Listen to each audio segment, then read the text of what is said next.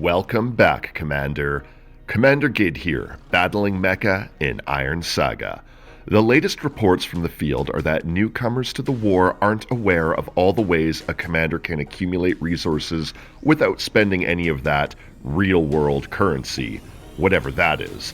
I understand the pain of fielding a team of battle mecha and paying your pilots wages. It's not cheap. Too many new commanders have followed Bacchus and Carlson right into fancy Far Eastern style eateries, blowing what little gold they had in celebration and success of a minor mission. If you're going to make it out there, you need to be maximizing your resource gathering and be smart about how you use it. My second video is a beginner's guide on 10 ways to accumulate resources as a free-to-play commander.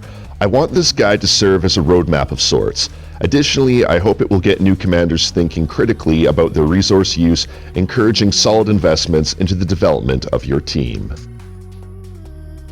Before we get into it, if you'd like to see more videos on Iron Saga, leave me a comment down below. Likes and the coveted subscribe are also appreciated.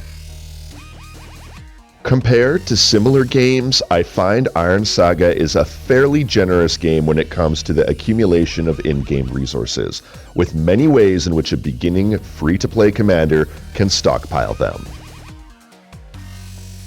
Now, let's take a look at these tips. Pre-register and social media bonuses. Before I get into the tips about accumulating resources in-game, a couple ways to get ahead as a free-to-play player in Iron Saga is to get off the fence, download Iron Saga, and start playing now for that awesome pre-registration package. That deal expires early morning on January 16th, 2020. So if you're getting this video after that, sorry you missed it. It's a great jump start into the game. I also recommend following the Iron Saga Twitter account, Reddit community, and of course the Discord, link in the description. Iron Saga runs all kinds of social media contests with in-game rewards, and those forums are great to get the heads up on promo codes that can provide resources such as coveted diamonds. That being said, this guide is based on my experience alone, so if I miss something or you have a more efficient way to collect resources, please let me know, as I want to collect those resources too, and perhaps update this guide down the road.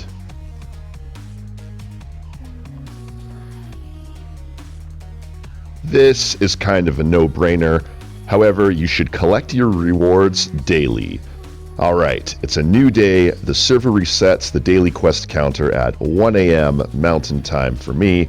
First of all, keep an eye out for the red and white exclamation mark icons by some of the menu options. Those indicate you have things to do in those menus. Like any dedicated Iron Saga commander, you want to log in every day and collect all the rewards available to you from the supply menu. As a new commander, you get 30 days of bonus novice rewards, in addition to the daily rewards for the month.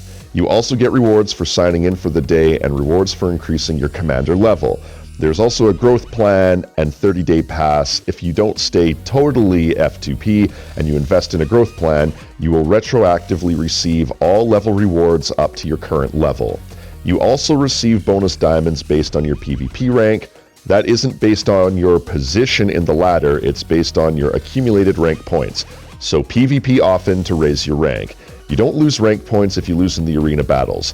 And of course, there is the consecutive daily monthly logins. If you log in every day for the whole month, in addition to expendable resources, you'll receive enough shards to build an S mecha. Once again, if you do anything, log in daily to collect your supply rewards. Next, I recommend playing the arcade. There are 3 modes in the arcade. The one I recommend for beginner commanders is the guessing arena. You have 8 plays initially. The guessing arena is where you simply guess which team of computer-controlled mecha will win. It gives you gold no matter what. If you guess wrong, you get 20,000 gold. If you guess right, you get 50,000 gold. If you guess that the fight will end in a draw and are correct, you will get 100,000 gold. You also have the option to spend diamonds to double up your bet. However, I don't recommend free-to-play commanders gambling their diamonds away to double up their gold.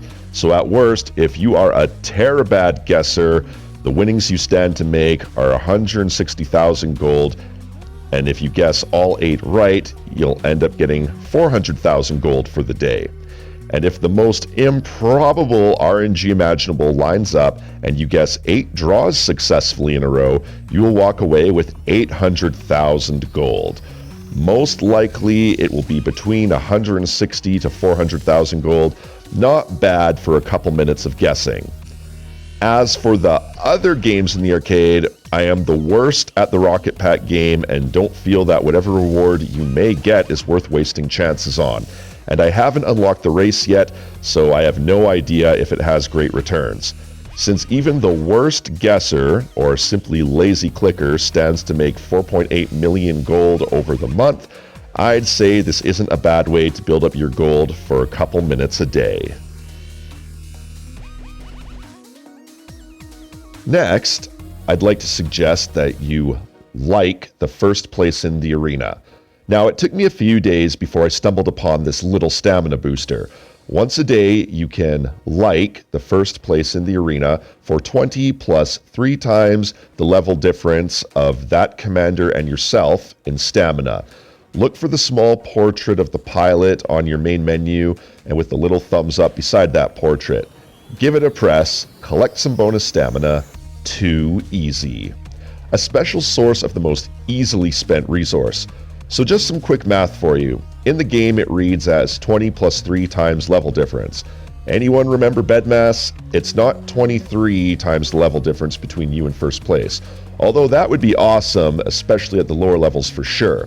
It's actually 20 stamina plus 3 times the level difference of yourself and the other commander in stamina.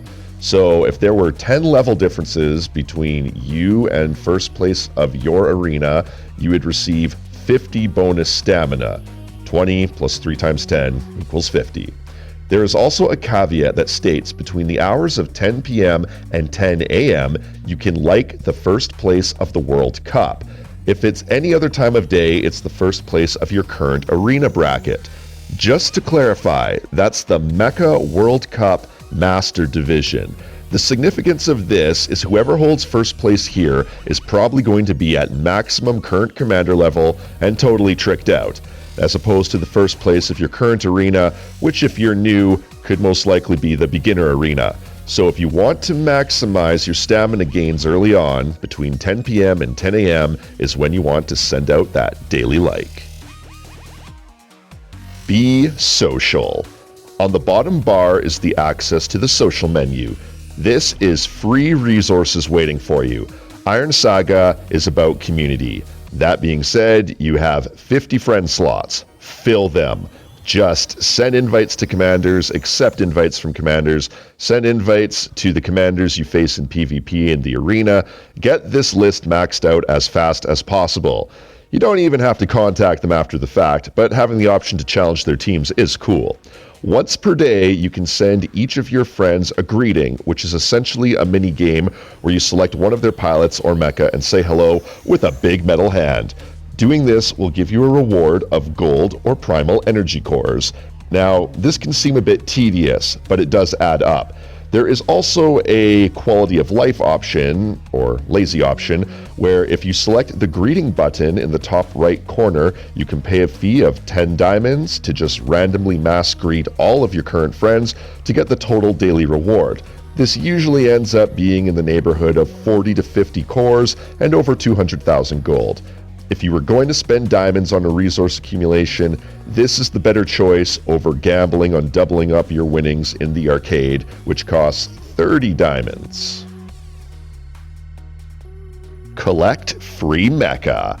From the store page, the mid-mecha market and the feature high-end mecha market have 24-hour and 48-hour timers respectively, where you can pull a free mecha.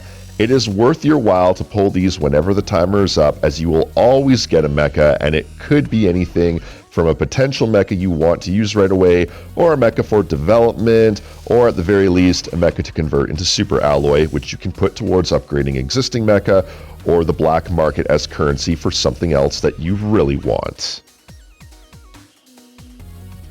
check your messages. On the left side of the main menu screen, there are a bunch of tiny square icons. The gift box looking one and the envelope are very important. You won't always see the exclamation mark indicator here, so check in once in a while. You could have gifts pending. An often overlooked feature here is in the Mail tab, particularly the one called Battle. As you may recall, from time to time you take on players through wanted posters and attempt to throw them in jail for 5,000 gold and a reward chest. Well, in your battle mail, you can see if you have ever been thrown in jail through that method. If you have, the option to take revenge on the arresting commander is there. If you are successful, you'll win some gold. This is just another low-stress way to pad the resources. Side stories and events. Be sure to check out what side stories and events are available to you. Side stories are excellent for receiving resources, pilots, mecha, and parts. Side stories and time-limited events are found under the battle option on the main page. In a lot of cases, you can skip the gacha and unlock a lot of content just through regular play. All it takes is time. If there is a seasonal event up, I recommend you complete that limited time campaign and put all your stamina towards farming it. The returns are amazing. Take the Christmas event with the Kraken. You receive special tokens you can turn in for loot from an exclusive shop, which includes diamonds, experience pots, mecha shards, pilot skins, item chests, and more. The event stages themselves also have the opportunity to drop special presents, which, when opened, contain loads of gold, mecha shards, affection gifts, all kinds of goodies. A commander who devotes all or the majority of their stamina to farming seasonal events is making great use of their stamina. The rewards are the best surefire return on your time and stamina use. Note the rewards as I open these 50 stockpiled gifts just from fighting the Kraken over and over and over. Not bad for a 25-second farm fight.